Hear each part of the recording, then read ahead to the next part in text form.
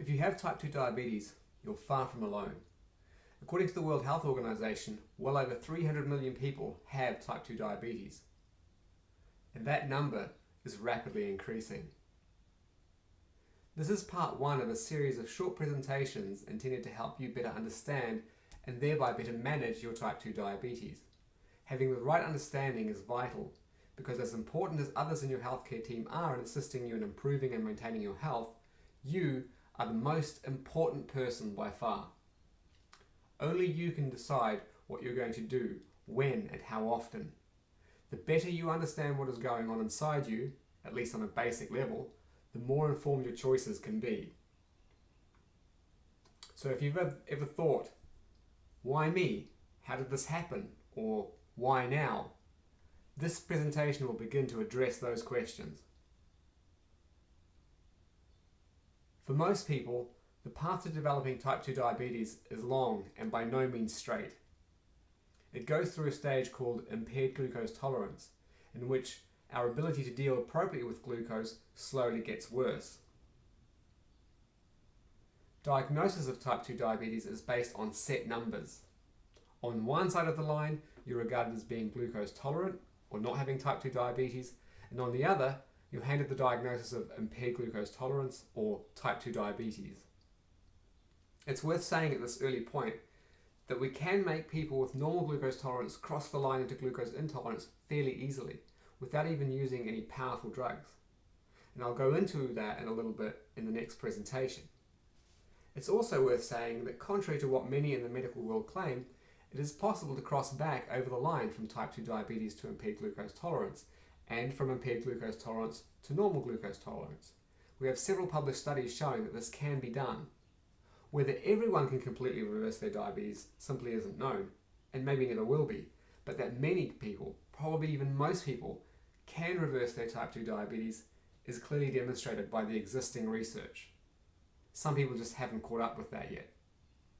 How type 2 diabetes develops and why it often comes as a surprise is easiest to understand if we assume that everyone starts with normal glucose tolerance, meaning their bodies can handle a fair amount of glucose with their blood glucose neither going very high nor dipping very low. Our bodies use something called insulin to help control our blood glucose. Insulin is a hormone that's a substance that lets one part of our body talk to other parts. In the case of insulin, the messages are intended to control where in your body glucose goes and what happens to it when it gets there. Glucose intolerance and type 2 diabetes arise from an imbalance between the amount of insulin you can produce and the amount that your body needs to get the job done. In other words, in type 2 diabetes, demand for insulin is greater than supply. Normally, as shown here, a healthy person can make and release much more insulin than they generally need to handle even a large amount of glucose. In other words, the supply of insulin is greater than the demand. We can measure this by how well blood glucose is kept within a narrow range after someone is given a glucose drink. And we'll see some real-world examples of that shortly. The demand for insulin can increase because our bodies become resistant to the signals from insulin. In other words, our bodies don't hear the instruction from insulin as clearly. We call this insulin resistance. As insulin resistance increases, the gap between insulin supply and the demand narrows. But early on, it remains big enough to ensure good control of blood glucose. So unless we measure insulin at the same time as we measure blood glucose, after we've had a meal or a glucose drink, everything can appear normal. The appearance of things working as they should can continue for some time while insulin resistance steadily keeps getting worse. Finally, we reach a balance point or even a tipping point. There is still a lot of insulin available, but the high demand due to insulin resistance is now matching the available supply much more closely. We can test this by measuring blood glucose after a glucose drink. When insulin demand starts to exceed supply, blood glucose will go higher and stay out for longer. We call this stage impaired glucose tolerance because the body is no longer able to deal with large amounts of glucose. If the problem persists and gets worse over time, our bodies can suffer enough that insulin supply goes down and glucose control gets bad enough that we call it type 2 diabetes. Finally, the supply of insulin can get so low that insulin from outside the body has to be used to control blood glucose. This is when people go on to insulin injections. However, simply supplying enough insulin will not return us to a good state of health, and I'll explain that in a bit more detail in the next presentation.